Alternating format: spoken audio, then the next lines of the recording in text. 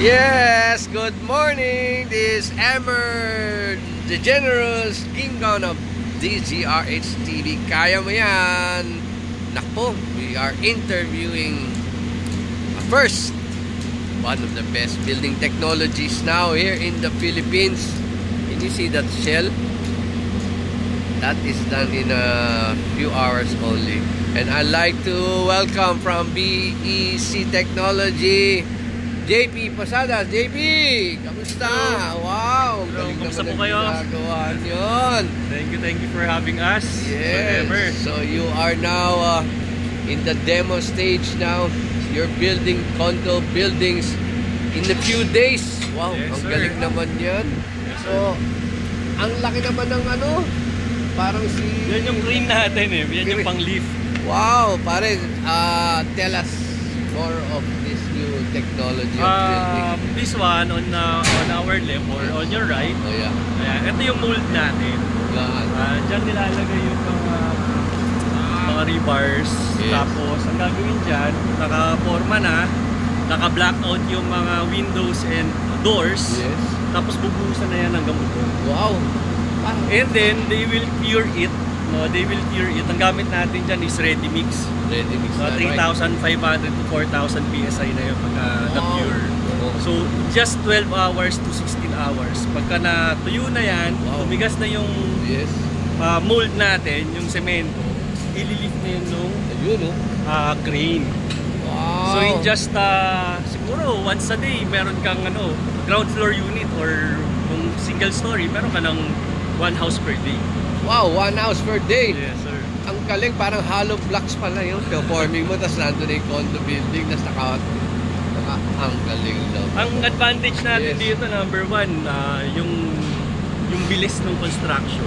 Yes. Number 2, syempre yung labor works natin, mas okay na lang ngayon. Pero meron pa rin marami ganun ka precise. sa Yes. finishing, of course, marami Yes, tayo. yes, yes. But ito, pag maramihan po kasi to, so Pero because pag-operate this machine, six people lang, pwede na. yeah, but Yes. this technology is for the mass housing, tama? Correct. Kaya we are going into the pabahay program. And yes, uy, so ito na, Yeah, kita nyo. lift na. Wow, parang Yan yung lifter. transformer ha. Lift na, dalagay na sa building. Ilalagay na doon sa Let us see. pinaka-foundation. Let us see. Wow, ayun. So now we're building a modular 2-story. Yes. Yun, oh. Bilis, oh.